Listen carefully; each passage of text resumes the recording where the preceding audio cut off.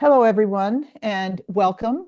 Um, my name is Diana Fisher, and this is the System Dynamics Society Pre-College Special Interest Group uh, presentation that we have once a month.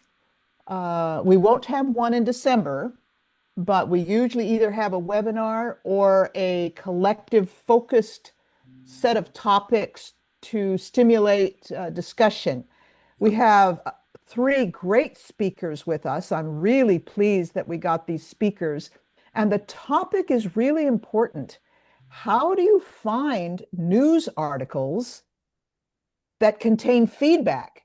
So you have actually the idea of being able to use it to introduce system thinking topics into your classroom.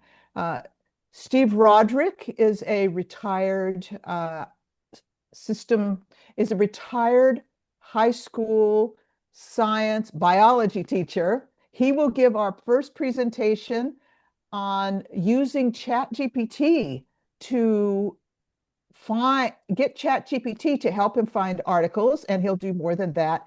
Kim Castens is a university professor who is retired, has done a lot of work with the Concord Consortium, written lots of NSF grants to fund her amazing work. And she is also retired, and she will talk about um, once you have found a news article with feedback in it, how to use it to help you stimulate critical thinking. And Al Tikotsky is a retired science teacher, and he has written two amazing books. The Shape of Change, which I absolutely love, and Now What? No, or is it What Now? I always get those backwards. Now What? An environmental science approach to using system dynamics and systems thinking to study the environment, both of which are available at the Creative Learning Exchange, and both are well worth the money, the little bit of money that the Creative Learning Exchange charges for those books. And he will also talk about finding news articles that contain feedback. So their talks will be about 10 minutes, maybe a tiny bit less, approximately 10 minutes. We'll have all three talks first, and then we will open it up for questions and discussions. So please, Steve, take it away. Okay, let me share my screen here and then get this going.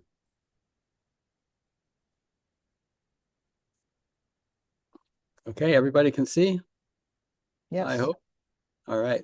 Well, I'll start out, first of all, by just quickly introducing myself again. As we're all retired, which is really unfortunate because all of this stuff is so important in classrooms. And I would love to see it getting into classrooms. I wish I had a classroom to try some of this stuff out with. So anyway, to begin, many of us are familiar with the use of connection circles and causal loop diagrams as a way to get students to visualize, right, cause and effect relationships within a system, to recognize what might first appear to be a linear chain to be something that is in fact part of a much larger, more complex circular kind of connection. But finding examples that we could use in a classroom that are both current and relevant to the students can really be time consuming. I've tried to do this when I was teaching. I tried to do it, and boy, to go and read through the newspapers and try to find them all really took a lot of time. So with the advent of AI, and especially given its ability to search through text that's available on the internet, using an LLM can help to find current and relevant articles and save a huge amount of time for a teacher. I've played around with the idea, and I've found that AI can be extremely helpful so long as the instructions that you give to it are clear and complete. So this is why I've got the prompt as paramount here. And I've come up with 4 suggestions based on the work I've done that might be able to help generate a usable response. to a query about articles that you want to use in your classes. So we'll go through them one at a time. I'll give some examples. And when we're finished, I'll assemble all the examples into a prompt. We'll feed it into an LLM and see what we get. So first, provide some context. Let the LLM know who you are, what you're hoping to do, why it's important to you. Giving that information to the AI provides a context for it to gather information, but it also can help clarify for the teacher what it is they're trying to accomplish with the class. So in this case, I've got, we're going to use the example of a middle school student teaching students who are about 13. They're doing civics and government, and they would like to find some current articles that deal with those ideas and that have feedback, show long and short-term behavior. So the LLM is going to run out into the internet and try to find all of this stuff. 2, be as specific as you can about what you want the LLM to do. In this case, I'm interested in current stories about the government, and I want them to show clear examples of feedback and the links between feedback and behavior. So you want to be very explicit about that as you put in the prompt. 3rd, if possible, be specific about the kinds of sources that you're looking for, right? I want articles that are from reputable sources. So I put in that word. I'm not sure exactly how the LLM will interpret that word, but I think it's important to say that you want reputable, vetted, well-vetted sources that you can use. And I've also put in the names of some people that I know have written, things I've read that are typically about government and contain feedback. And we put in Dana Meadows as well, because she's sort of the queen, reigning queen of all of this. Okay, and then finally, it's important to be as clear as you can be about the response that you want back. So, this would be, I think, up to the teacher a little bit. But in my case, what I wanted to know was I wanted to know the title and the source of the article, right? So I can go back and check it. I want to get a succinct description of the loops that are involved in the system that's being described in the article.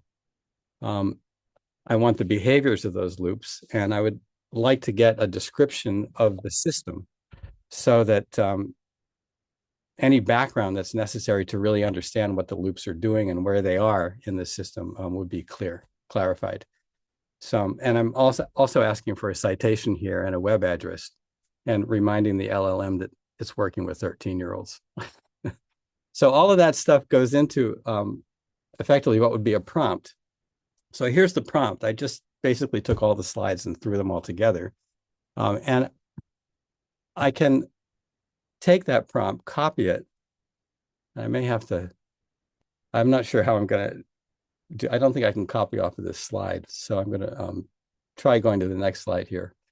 But I can copy and I can send it to ChatGPT or to Gemini, whatever you want to choose as your LLM. So I'm going to try ChatGPT to begin. So if I click on that, we're going to use the free version. And let me just make sure. You can see that, correct? I hope. I'm going to copy the prompt, and I'm going to put it in here to ask anything. So here's my prompt. I'm a middle school teacher working with 13-year-olds. Make sure your response does all of this, and we'll submit it and see what we get back.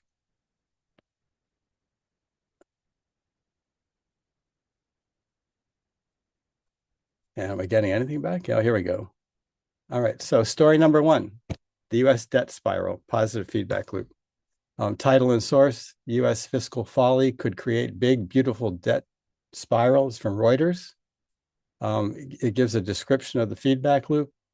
It gives you the behavior. There's a growth of debt. There's risk escalation, long-term instability. And I asked it for a diagram. It gives you a diagram of the loop. You kind of see it here. right? Tells you that the plus sign indicates there's an increase in one variable and more deficit, more debt, more interest payments, more deficit. Background and context for students was given. Okay, and look, it's even telling me why it's great for students. It connects government policy, taxes, spending, economic consequences, borrowing costs, etc. So in this case, I got two. I only asked for one, but I got another one, the wealth effect, virtuous or vicious cycle. And you can see the same thing. It gives you a description, gives you behavior. These are all the things that I asked for. And then, well, we can keep going here. Connecting to Danella Meadows, I'm getting a lot. I think maybe, I don't know. I wonder if it remembers who I am because I often ask about these things, but it gave me some classroom discussion suggestions and some other places I might go to look for things.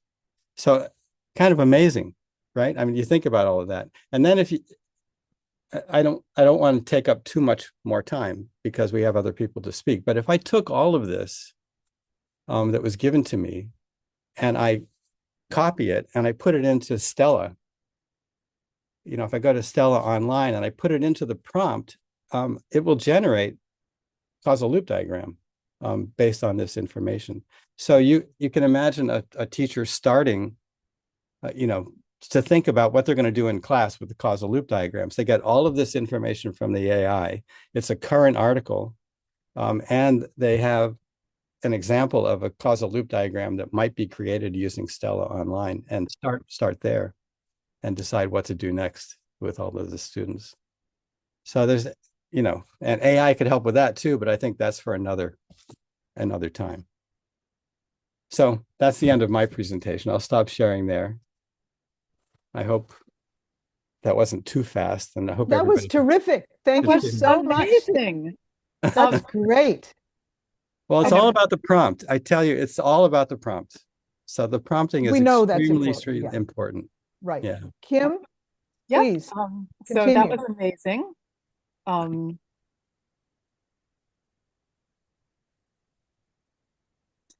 So I think your screen is black because there we go.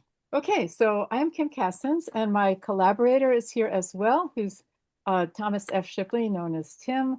And all the work I'll be talking about today is a result of a virtuous cycle collaboration between the two of us, in which Tim's ideas coming out of social sciences as an observer of the human mind, and my ideas coming out of geosciences and education research as an observer of the earth are complementing each other and helping us to do things we couldn't do by ourselves. So Tim is here as well. So I'm going to pick up on something that arose during the October 31st education SIG, where there was discussion about two different kinds or bins of things that our group collectively wanted to be able to teach. So one was teaching students to make systems dynamics models, and the other was teaching students to use system dynamics models. And the important point was made that these are different populations, they have different backgrounds, they have different career aspirations, and they need different lessons and different kinds of pedagogy. And I agree with all of that. But I spoke up and said, there's another bin that hasn't been mentioned that I think is really important. And that is teaching people to use systems thinking in the real world. That's where I'm going to focus my comments today. And these two bins, the blue bins and the green bin, differ in important ways. So Kim, we are not seeing a progression of your slides. Can you play your slides? I am playing my slides. I am seeing the progression of my slides. Oh, so, I don't see the progression. We're seeing the unplayed version. So okay. I think there's a two-screen problem. Okay, I'm going to unplug my second screen. What do you see now? We see only us. No showing of any screen. Well, that's no good. Let me try again. I've only got one screen functioning now, so I'm going to try sharing again. I'm going to go to PowerPoint. I'm going to say share. Tell me what you see now. We see all of your slides on the left as if you were not playing the slides, Okay, but you can just go through so we see them. If there, we see it Okay. now Perfect. in play mode. Okay, so I just had to undo my second screen. Okay, so I'm not going to say the words again, but I'm going to just point out that at the Education SIG, we talked about these two bins of teaching people to make system dynamics models and use system dynamics models. And my talk today is about a different form of teaching people to use system thinking in the real world. And these bins differ in important ways. So the blue bins are in the computer. The thinking is done in the context of the model in the computer, whereas the bin I'm talking about today is the thinking takes place, out there in the real world. And in some ways, we're using the newspaper article as a proxy for what's going on, the kind of thinking one does out there in the real world. So in the two bins on the left, the students are dealing with things that are intentionally designed as to illuminate systems. Whereas in the real world, you're typically dealing with things that were not intentionally designed as systems or to illuminate systems, or with the feedback loops being intentionally designed. So why do Tim and I think that this is really important to learn? And moreover, why do we even think that this is possible to teach, this kind of thinking, this kind of real world thinking? It's partly because of our background. So my undergraduate degree was in geology, and so my early education included a lot of this kind of pedagogy that involves students going out under the guidance of a professor and looking at the real world and learning how to make methodical observations in the real world, learning how to make inferences about what those observations observing patterns and trends, and learning to make inferences about what the patterns and trends mean, and then learning to make causal interpretations about what caused the world to be the way it is. So I'd had this as part of my education. And for Tim, it's been part of his research agenda. He is an expert in understanding what geology experts do in the field, how they think, what they look at, what they attend to, how they make their interpretations and their inferences. So this group of students in these pictures are from a project called Learning to Observe, Unpacking the Development of Science Teachers' Observational Expertise in Field Settings. So this is all about researching how people learn to observe and make inferences and then causal interpretations from their observations. And this is the kind of thing that they do at the end of their week of observations. They systematize their descriptions, they make inferences about what that means, and then they make causal interpretations of why it happens. So we believe that this kind of teaching is important and it's doable. But it's very hard. So this kind of making observations and interpretations in the real world of real world systems is hard because the real world is not designed to be educative. It's much more complex than most school lessons. It's not obvious in the real world what to pay attention to. A lot of the stuff you care about is actually missing. The evidence is missing. And a lot of what you can see is irrelevant to the system story you're trying to put together. The processes are usually too slow to be observed. They have to be inferred. And actually, once you get out into the field, even the most expert professor doesn't have all the answers. And the students immediately confront the boundary between the known and the unknown, just like scientists do. So now, carrying this idea from field geology over to systems thinking, we can't actually take students out into the world and have them observe supply and demand cycles or escalation of hostilities or even predator-prey systems or the kinds of loops that Steve talked about in his last talk. So instead, we're finding it's useful to use well-done journalism as a kind of a real-world proxy, as a way to bring the complexity of the real world into the classroom or to the awareness of people in an informal science education setting. So it's pedagogically efficient. There's a manageable time investment. All the students are working from the same stimulus, so they're not all working from different things. It's not expensive, but if you have a good journalist, the complexity of the real world is brought, is manifest. And the description is rich and complex.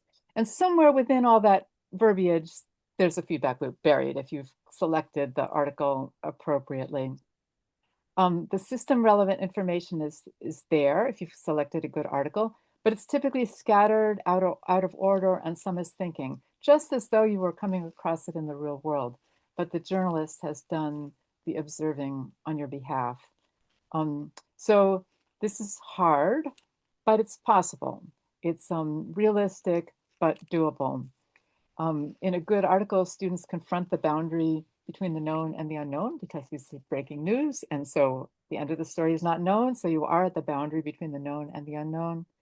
And a good journalist is likely to have offered some clues about process. So when it comes to thinking about process, the student is not starting from, a blank sheet of paper. They've got some clues to build from. So we've done this in two different contexts. The first is a formal, I'll show two examples. One is a formal lesson that we developed, Tim and I and several other colleagues, in the context of an NSF-funded project on improving undergraduate science education. And then the second example will be from our Substack. So the formal lesson example, this is published on the Teach the Earth website, and it's called Find the Feedback Loop. The link is at the bottom of the page. So the way this starts is that students are first taught about feedback loops. We've used this in several different instructional work. The first thing that they do is they read a reading passage taken from the popular media and mark the clues in the article that make them think that this is where there's a feedback loop. So we have a collection of suitable articles. This one that happens to be here is from a book for a popular audience about aging, strength and muscle mass as you age. And then after that, they sketch a causal loop diagram that depicts the feedback loop. We found that it's important to have them write a narrative that describes how the loop works. Otherwise, otherwise you can't always tell what the students were actually thinking, and you can easily deceive yourself into thinking they know more than they do. So we specified that the narrative should start at one node, progress methodically all the way around the node, and the narrative should discuss the net effect of the loop taken as a whole on the larger system within which the loop is embedded, because that's why we care about it in our content domain course, as opposed to a systems dynamics course. So here's an example of a kind of a medium quality answer to this particular prompt. They've picked up some important relationships that were in the article, but they've also missed a lot, and their narrative is pretty sketchy and doesn't get at the net effect of the loop taken as a whole. So we've developed two things: a detailed rubric. So this is the rubric without the descriptions filled in, and also a simpler 10-item checklist, so that an instructor can use this, a researcher can use it to evaluate student products, or a teacher can use it to provide guidance to their students. So that's the lesson example. And the other example is from our Substack. So we started this Substack in the early summer. It's called Loops Behind the News. So it's all about feedback loops in the news. And I'm excited to be able to use some of Steve's examples or find examples through Steve and Alan's techniques. So anyway, Loops Behind the News. The example that I'm going to show you was kicked off when we got an email from an editor of St. Louis Magazine. He said, our city recently did away with alleyway recycling bins because contamination was too high. I'm trying to figure out why this failed. He had two ideas. A is people who don't care about complying, or B, people who made a good faith mistake, but didn't get it right. So my hypothesis is that the system didn't work because there was no feedback loop for people who use the bins. In contrast, in other cities, it does work, especially if the households were notified by the municipality of the mistakes. So he wrote to us and said, I think this is about feedback loops. Can you help me, figure this out? So we made up a causal loop diagram and sent it off to him. We put two balancing loops, each to attend to one of the two categories of people he had identified. So people who actually were just making a mistake, they lacked knowledge. So we gave them a balancing feedback loop where notification of their mistaken behavior would give them more knowledge, so therefore they would recycle more correctly. For the people who just didn't care, we suggested that awareness of community norms might come out of a notification as well. So we sent this off to him, and we didn't hear, but eventually he published his article, and then we picked up on his article and this whole sort of set of circumstances and wrote about it on our Substack at this address that's at the bottom. And then we took the opportunity to go further and I talk about another really important idea in systems thinking.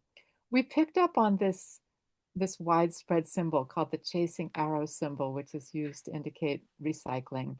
And we said, okay, is this chasing arrow thing a causal loop diagram? We said, no, it's not, because these are not arrows indicating causal influence. These are arrows indicating flows of material. So if they're flows of material, what is the material? And so we redrew the chasing arrows diagram with specifying what the materials are between the arrows. Materials input into manufacturing, flows into materials in manufactured products, flows into materials in the recycling stream, flows into materials input into manufacturing. And once we had done this, it became really obvious that this chasing arrow symbol leaves out very important parts of the story, and in fact is kind of misleading in its connotation that it's a closed circle like that. So we added to our new diagram materials extracted from nature as an input, and every one of these steps has an output to waste, so that in fact the recycling process is much less efficient than one might infer from that symbol alone. So anyway, we have a bunch of these now, and we've got a bunch more in mind. And if you want to hear more of our ideas, here's how to access our Substack and also the website that contains the educational materials that we created for our IUS project. So thank you. Well, I thought you were just going to talk about your blog, Loops Behind the News, but it was so much more than that. It was great. Very important information for our audience, and I appreciate it a lot. And I hope we will continue to be able to interact with you and all that you have to offer. But please go to that blog, and I appreciate you sharing how to access it. Alan, we're ready for you. Okay, see if I can do things correctly here. Find my PowerPoint.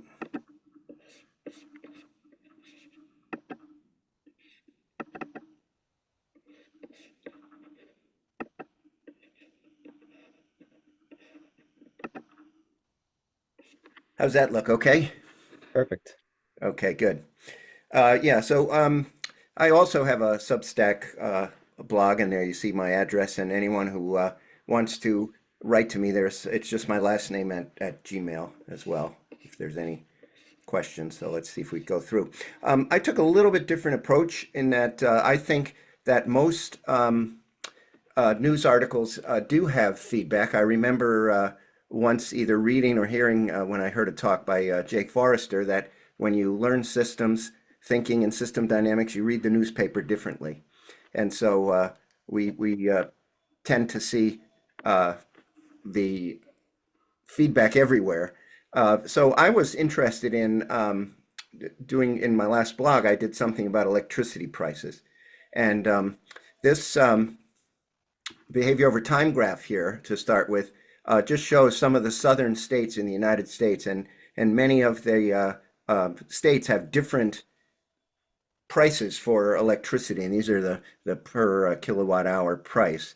And so I was wondering why that is, and like Kim, I came upon an article from the New York Times, which is usually my first source of information about electricity. So I thought, well, how would I approach this with students? And the first thing would be maybe to just start with a really quick stock flow diagram, and I'm thinking of either middle school or even younger students. Just a simple diagram there to show that there's a certain amount of electrical energy that's available on to consumers. Electricity has to be generated, then it's used, and very simple start, get people going. These are the connection circle rules. Now, again, in my blog, I mentioned that we call them rules. I could use the air quotes here, rules, because it was for students. But, it's actually a tool, if you're unfamiliar with it, that is a kind of a brainstorming tool. When you take an article or a problem that you're working on, draw a circle and then follow these quick rules. Choose things that contribute to the problem, call them nouns, and they either increase or decrease. Try to limit them so you don't get a plate of spaghetti and you can't really deal with it. You want to have only 5 to 10, if you can help it. And the elements cause the other elements, and you call them variables or elements, to increase or decrease when they change. And then finally, look for feedback loops. And my colleagues and I always felt that the connection circles were a stepping stone to causal loop diagrams. So here's one that I started about electricity costs and why electricity costs are different. Now these ones on the top up here around the top of the circle are things that I found in the article that talk about why the generators, the utilities have to pay more. They have to pay, and I'll go from like 1 o'clock on the clock back. They have to pay dividends. Wildfires in California have raised prices a lot because they have to either bury the wires or make them safer. There's always modernization of infrastructure to be done. Just plain old inflation is raising prices, and then demand from the AI center, which Steve is helping to fuel there. That's more and more electricity being needed. Then down around the bottom, there's cost to consumers. I use the word anger. I explain this again in my blog. That's kind of a strong word. I could have used concern, but I wanted something that was more a motivator to action, since my blog is called Now What, and kind of tries to give people hope and ideas for action. And then the last two elements that I added down here, wind and solar installations have often been cited in articles that I read as lowering the costs of electricity generation. There's usually a fairly big upfront cost, but often that's undertaken by the construction companies, and they contract with the electrical companies. And then once you're on wind and solar, you're getting the Earth's energy. And finally, down here, government support for renewable energy. All of those, us in the United States, are certainly aware that our federal government is working to depress the institutions of those right now. So what happened was, when I drew the connections, I ended up with what the late Barry Richmond, a pioneer in system dynamics and systems thinking, would call a dead buffalo. And that's linear thinking, where you have all these causes and they go into one effect. So if you're thinking, okay, why are the costs rising for utility companies? And I connected all those ones that I talked about in the last slide. And it resembled to Barry. I liked his analogy. It was like a buffalo being succumbing to the arrows of hunters. Then down at the bottom, I had some connecting arrows, but I didn't have a closed loop, so I knew that I had more work to do. One of the things that I don't mind having mistakes like this is that when I first started mentoring others to help them in schools, I found that a lot of teachers would just want to get into a systems activity and be kind of one and done. They would have kids write and do drafts. If they were doing math problems, they might have kids come up with a solution and then have to keep trying to hone the solution. So I think systems the same way. It's an iterative process. Those of us who use it know that. But it's important for beginners to know that your first attempts are often going to be not something that you're saying, well, that really worked well. So I added some things down at the bottom, and I used dashed connectors to show that they were mental models of mine. These did not come from the article. And again, since my bias in a way right now is to connect environmental systems with uh, economic prosperity and social justice and sustainability, these are kind of hopeful things that I thought of. That as the customers were paying more, there's a lot of anger, and the articles often talked about people who were really having difficulty paying their bills and doing other things in their life. So that if we could raise the consciousness, let more people know that renewable energy is one of the ways we can have more and less expensive electrical energy, that might put some pressure on governments and make the government support for renewable energy increase. That's a huge if, not happening in the United States right now so well, but I'm hopeful, so there are mine. Then I took a marker and traced it so I could see where my feedback loop was. And I said to myself and my readers on the blog, I'll get back to the dead buffalo in a while. So I pulled out that loop and using Stella, I drew a neater looking one. And there's my loop that I talked about. That as costs increased, anger would go up or concern. We hope citizens would call for renewable energy. As a matter of fact, last Tuesday night, I saw a local webinar about offshore wind here in Massachusetts and how it's still going forward and the fact that it's going to be very helpful. So government support for renewable energy could come with more pressure. Wind and solar would come online, and then the costs would go down. So kind of hopeful. Now, I wanted to fix the dead buffalo, so I did two things. I aggregated variables that were similar. So I took all the costs to utilities from my other connection circle, and titled it Aggregated Costs to Utilities, and just left it there. And then I added some new variables, which you can see here. I won't read them all, but again, I went back to the articles and was looking at in the Times, and then I also did a web search and read some other stuff about how rates are actually set and why they're different. And I learned that rates are set by regulators in various states. So the utility doesn't just say to the consumer, here's what your electricity rate is, like it or leave it, because we can't go generally to other providers. So I put that one in. So now I was happier with my connection circle, and I followed a rule that I have that every element around the circle should have an arrow going in and also an arrow coming out.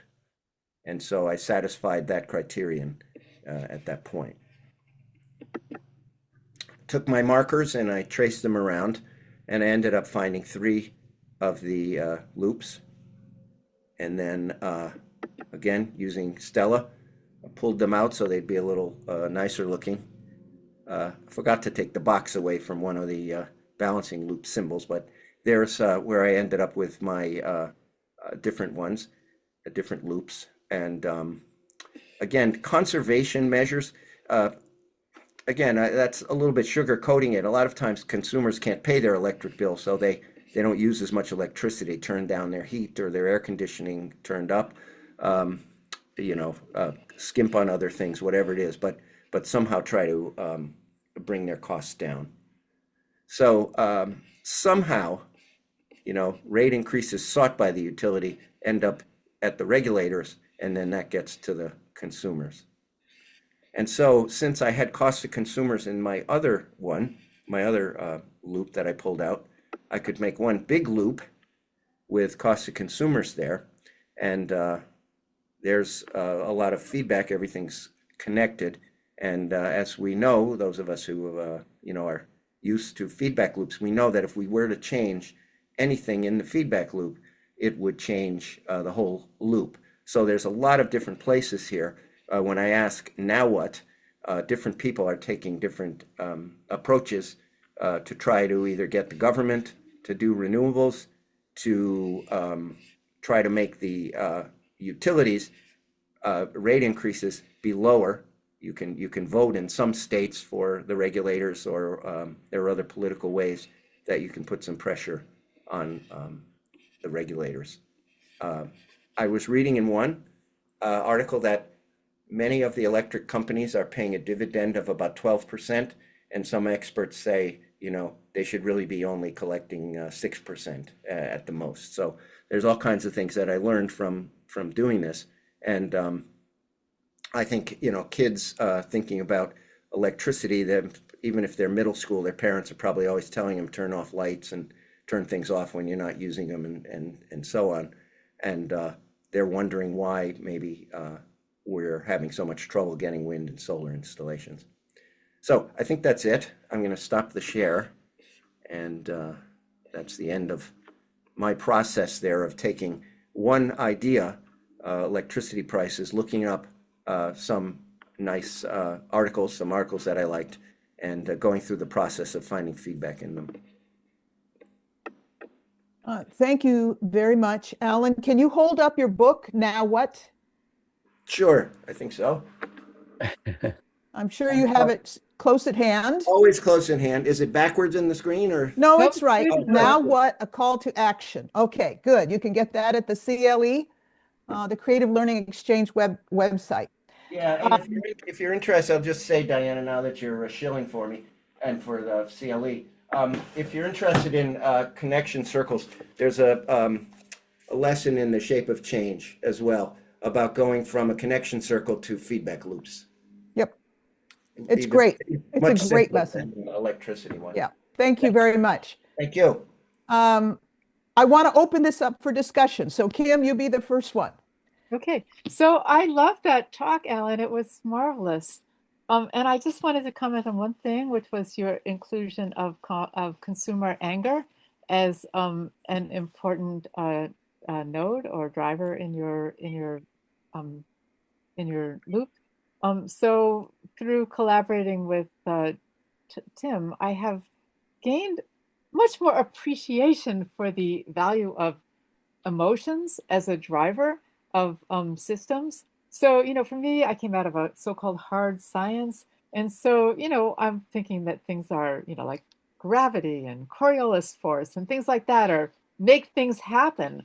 But as Tim and I have been working on human environment systems or purely human systems, emotion could be anger, it could be curiosity, it could be other things, turns out to be a really important driver in far more loops than I ever would have expected before we started this round of conversations. So I was really happy to see anger there in your diagram. Yeah, thanks. I found when people have difficulty closing a causal loop, there often needs to be some sort of an emotional piece to it. So, again, I'm very interested in sustainability and the environment. Well, why aren't we doing some of these things? Often there's people's desire to change or something, so the desire has to get strong enough. And then when the desire gets strong enough, then sometimes the action gets strong enough. So there's usually some soft, I guess what we'd call soft variables to help close a loop.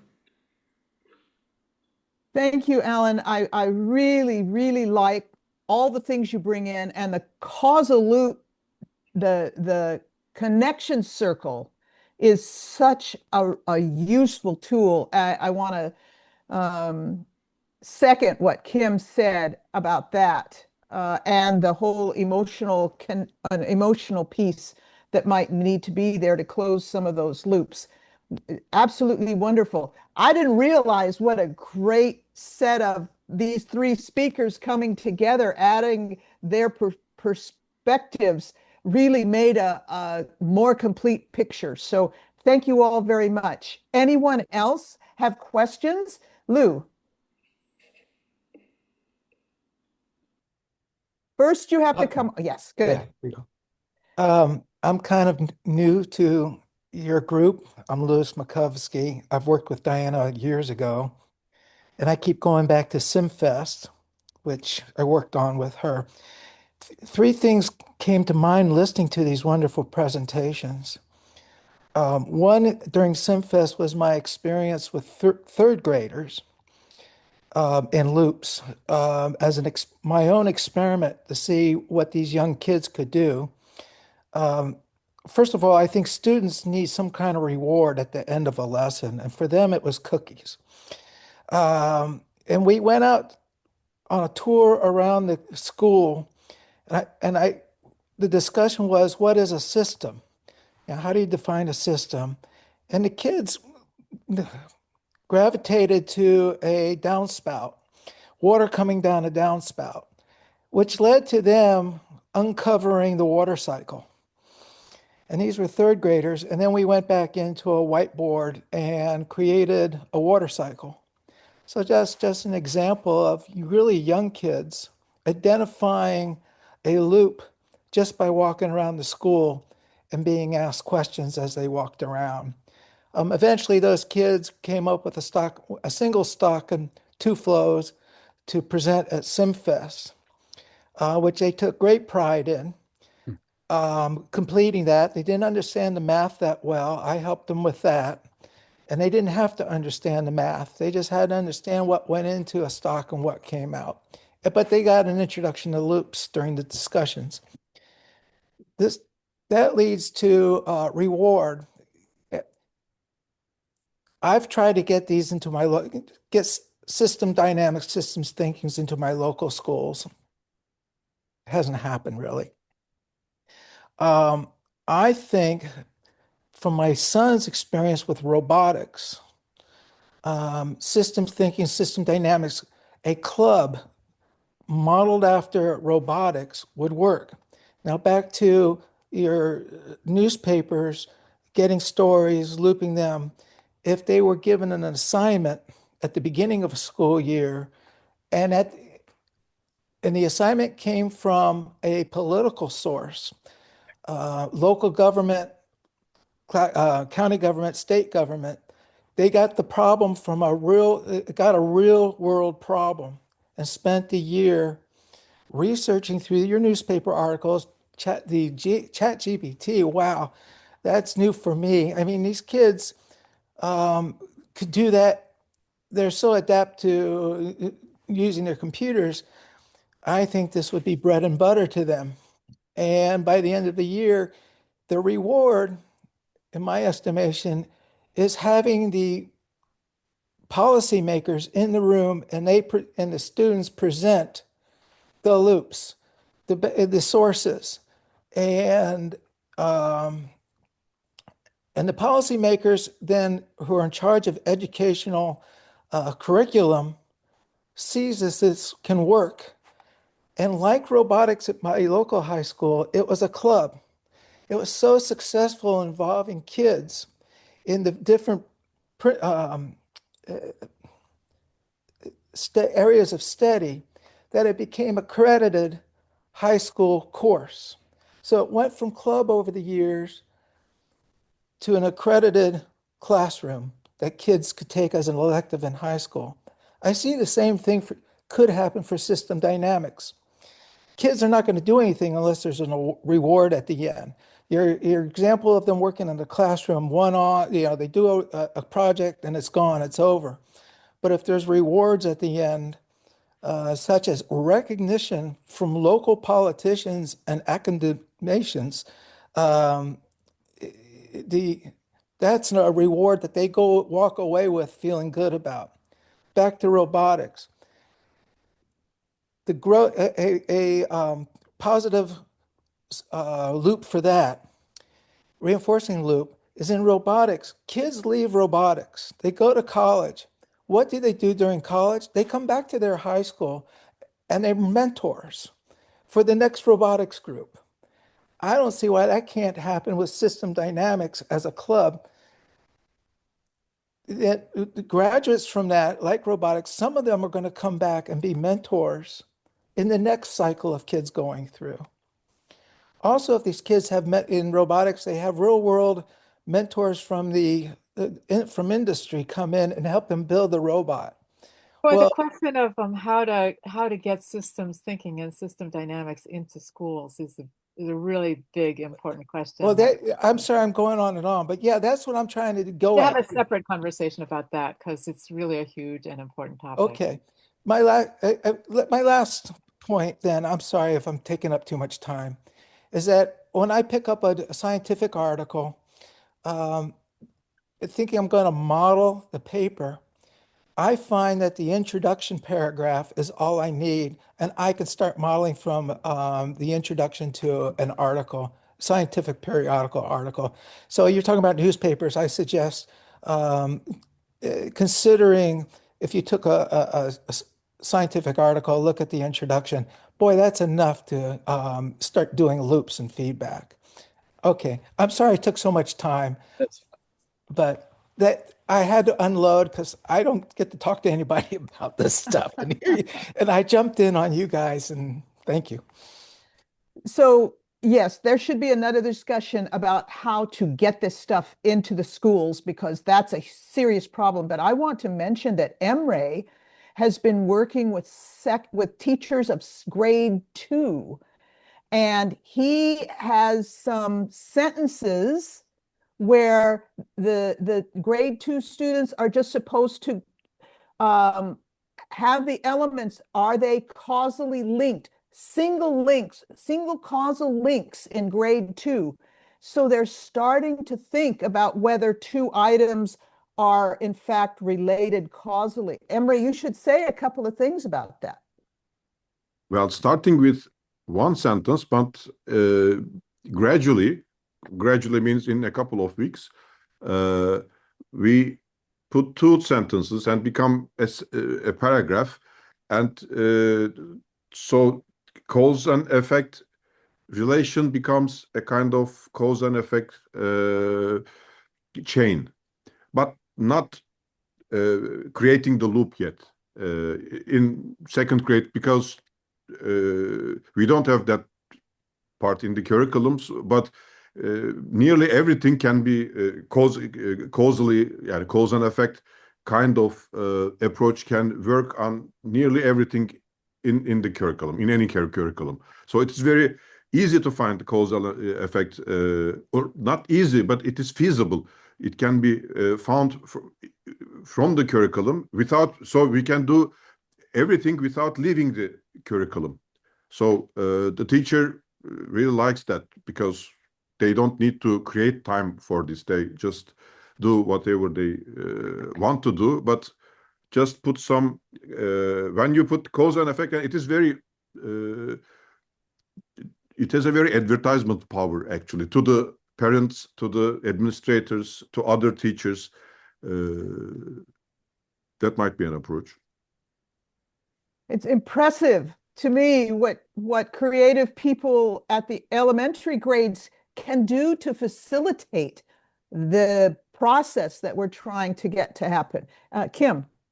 So I wanted to just mention a reason why using newspaper articles or popular media articles is so important that hasn't come up so far.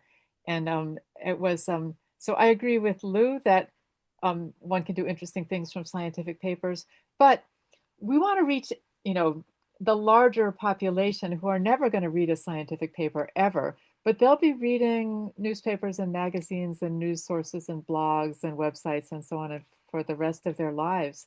And so if we can get them into the habit of seeing systems, seeing feedbacks, seeing causal chains, looking for causal influences, while they do this activity that they'll do every day for the rest of their lives, that's a huge gain.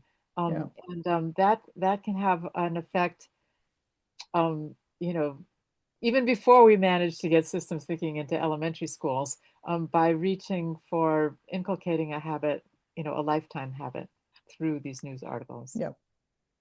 Great, thank you. And please look at the blogs. Kim and Tim's blog, Loops Behind the News, and Al's blog, Now What? They're on Substack. I think yours is on Substack too, right, Kim? Yep. I Yeah. put the link in the chat just Yeah, and Al, would you put your link in the chat, and people, those of you in the audience, please copy the chat. So you have those links when the meeting is over. Anyone else like to say anything or have any reactions or anything? Well, I would like to encourage everyone here to attempt using AI to get some of these articles and then to go through them as Al did so beautifully, and try to create their own feedback loops. Try it out. Yeah. I was so impressed with the answers that you got back. So when I saw your slide deck, I thought, oh, gee, he's not showing us any answers, but so nervy to go in and do a live demo and get such a great answer. Yeah, yeah. It's I have to say, I'm kind of blown away by what's possible if you ask the right things, but it's also very scary. I mean, because in order to ask the right questions, to create the correct prompt, you need to know something. You can't just go in and say, oh, I don't know anything about this. Could you please tell me? Because you'll get all kinds of crap back. So it's really important that there be some kind of background knowledge already, or at least someone there to curate what the student Well, and to asked. upload links Right. of articles that might provide the AI some background that it can use instead of going out and picking the next word Right. that's got a high probability. And I was Um, surprised that it chose Reuters as the source because that absolutely met your criterion of a reputable, well-vetted source, Right. but it was not one of the sources that you suggested, like Heather Cox Right. Richardson. So Right. that was very insightful on its part. Yeah. Yeah. Yeah, and I get actually I have ChatGPT sending me every Friday. It sends me 5 new articles. So I get them every Friday. So one of these days I'm going to have a blog on Substack, hopefully, and I can do what you and Al are doing. That's great. That's great. Anyone else like to make any comments or suggestions or anything you would like to hear in the future? Alan, I Right. just tried to go to the address that was in the chat, and it says can't open the page. Which address is that? Alan.tikotsky@substack.com isn't opening for me. alan.tikotsky.substack.com. I just clicked on the address that was in the chat, and it didn't Oh, open. all right. Well, let me give it a try. Yeah, Okay. I just did it too. It did the same. Oh, that's not good. Yeah, so I'm glad you're checking that out so we could get that corrected before we leave here.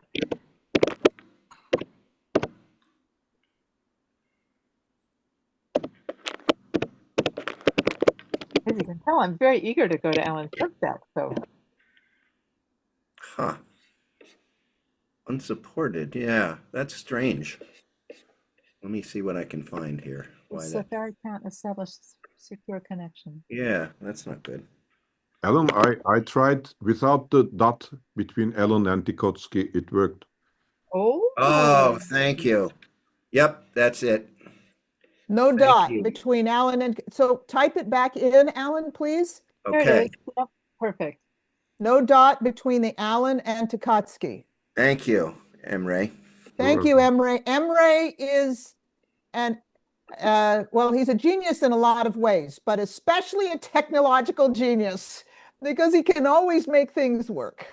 You know, it's like a cell phone number. You never know cell phone numbers now because they're just, I know. I never have to put in my own, I just start typing a couple of letters and I can get to my, Yeah. All right, let me fix it here. Good, because I want to have it and I want people to save the chat before they leave. We got almost everybody that signed up. That's great. I didn't think we would have almost everybody who signed up. That's terrific. If you have other topics that you would like to hear. We will not have anything in December, so please do not look for us in December, but in January, Emre and Sena Digermensi, who was an amazing science teacher using system dynamics and is now a PhD student. And they will present a template for creating a lesson using AI to help align national standards with parts of the lesson. Anyway, it's going to be great. So look for the third or fourth week. We haven't come up with an actual date. Look for the third or fourth week of January for that particular presentation. And then in March, we will have our symposium again that we had last year. It will be 5 hours. It will start at 7 a.m. Pacific Daylight Time, and it will run for 5 hours. And that means in Turkey, it will run from 5 p.m. to 10 p.m. We will have kindergarten and primary school, middle school, high school, and university research strands. And so we hope you will come back in March and participate in this symposium, the second time we are doing that symposium. So, oh, good, Kim, you put your loops behind the news there. Great. Glad to see that. Oh, you have it. Yeah, Good, good. the first time was actually someplace inside the Substack, not the optimal. Okay. All right. Although it worked. We are over time, but we will stay if you have any questions. Otherwise, if no one has anything they would like to offer, then I will close the meeting officially. And this is recorded and it is on our System Dynamics Society webpage under SIG meetings. So we have two, we have webinars and then we have SIG meetings. The recordings are always there, so you can look it up. And if each of you would send your, if you're agreeable, send your slides to Emre. He will post the slides. It's up to you entirely. But Emre, that I would don't be think great. I have your address. If you put the address in the chat, I'll send you the slides. Or you can send it to me and I'll send it to him. I So sent Diana this morning. yeah, And I didn't change them after you that. can send it to me or you can send it to him, whichever you prefer. And I think you all have my email, diana.fisher2, the number 2, at frontier.com. So I just wanted to mention what our latest 2 Substack posts were because they're so much fun. The one okay. that's coming up that will be out probably next week is about the 3 winners of the Economics Nobel Prize this year. Got their Nobel Prize for the concept of sustainable growth. And basically, they did research to make the case that growth will be sustainable as long as we keep innovation going. They got a Nobel Prize for this. And so basically in our Substack, we're saying, well, these sustainable growth people, they're kind of contradicting this idea of limits to growth. And we try to sort of dig down and see where is the contradiction and indeed, where are they in agreement? And there are areas of agreement. So that was really fun to write. It's been quite difficult, but we're coming down the home stretch on that one, and that will come out. The one that's now posted at the top of the page is Jane Goodall's Reasons for Hope Are Underpinned by Powerful Feedback Loops. So Jane Goodall died recently, and I had the marvelous good fortune of hearing her speak in Concord when she received an award for nature writing, the Thoreau Award for Nature Writing. And she talked about her reasons for hope. And as she talked, I realized these are all reinforcing feedback loops that are driving these things. So the resilience of nature was one of her reasons for hope. The activism of youth was another reason for hope, and the human intellect was another reason for hope. And so we wrote about how Oh, Three of the great. four major reasons for hope are all actually gain their power from the power of reinforcing feedback loops. So that was another one that was tough to write, but so fun to think about. And I'm just really enjoying writing for the Substack because we can just like let our imagination Yeah. go. It's Yeah. been fun. So That's great. Terrific. Thank you for bringing that up. I really appreciate it. Anyone else? Well, I'm going to call this to an end. And I want to thank our speakers again, Steve, Kim, and Al. You all gave us a lot of wonderful information. Really, really appreciate the time and energy you put in to bringing us your ideas. Thank you very much. Thank yeah. everyone else for attending. Hope that you will come back, and thanks for the speakers. And I hope everyone will come and see us in January and next year. Well, Okay. thank you for organizing this, Diana. It was great fun, and what a great topic.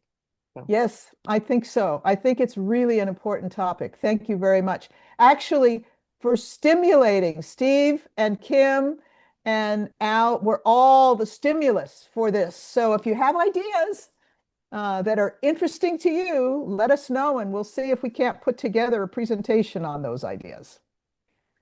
so an idea Okay. that's kind of related What? to this is how to foster systems thinking among adults.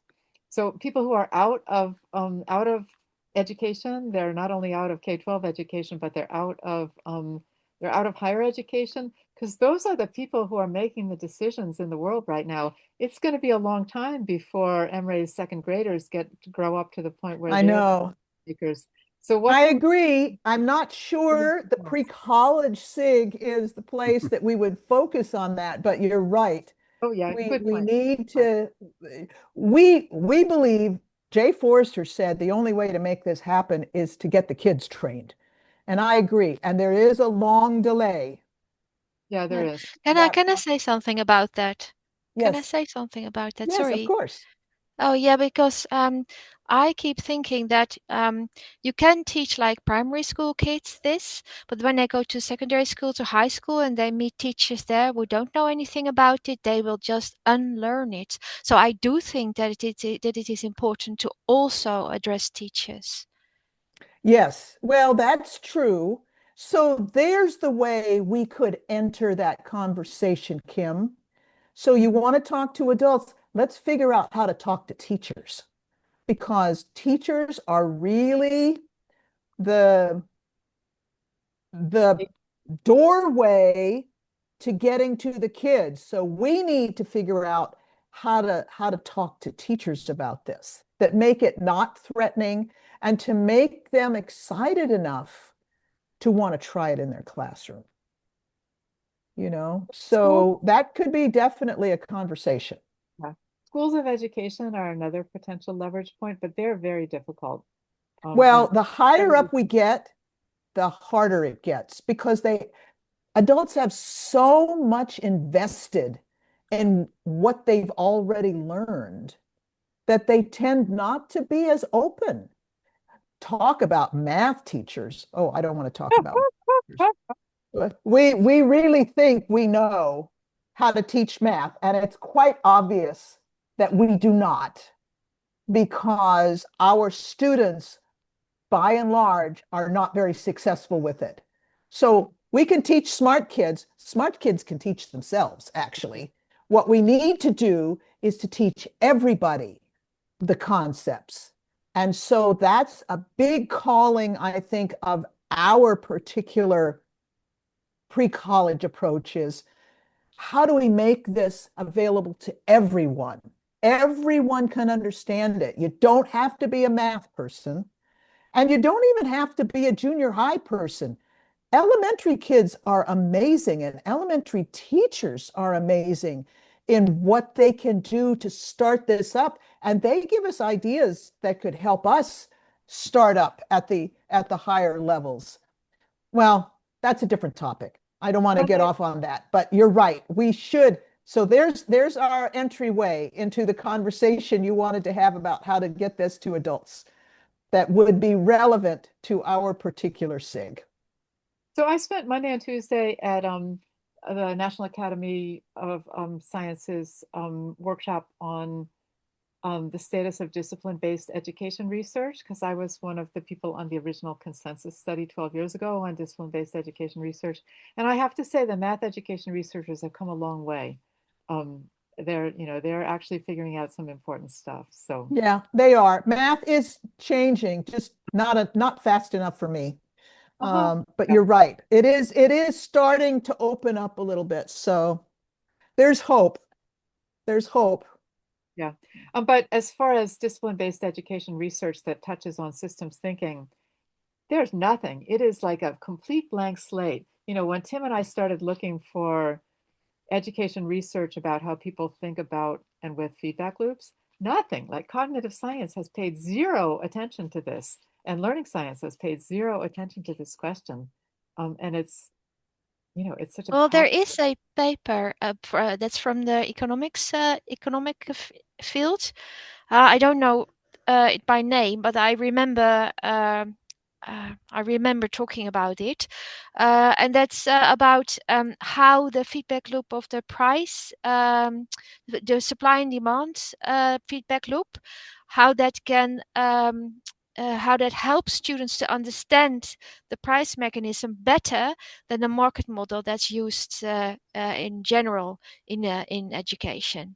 So but that's just one paper, and it's done here in Sweden, where I wonderful. am. I'll put my address in the chat, and I would love to see that paper because there's not Yeah, empirical. I will look that up and then I'll share that with you. That's okay. Wonderful, thank you. So economics. Well, and maybe we'll get some more with Steve's method of using ChatGPT to help us find some articles. Yeah, I've tried ChatGPT looking for education research on feedback Yeah, loops. start looking around. Yeah. That's great. Okay. Well, Okay. thank you very much. Thank you very much for coming. Thank you for presenting. And we will see you in January. Okay. Okay. Thank Bye-bye. you. Have a Take care. good Bye-bye. end of your Thanks for year. coming. Thanks for Bye-bye. coming. Bye.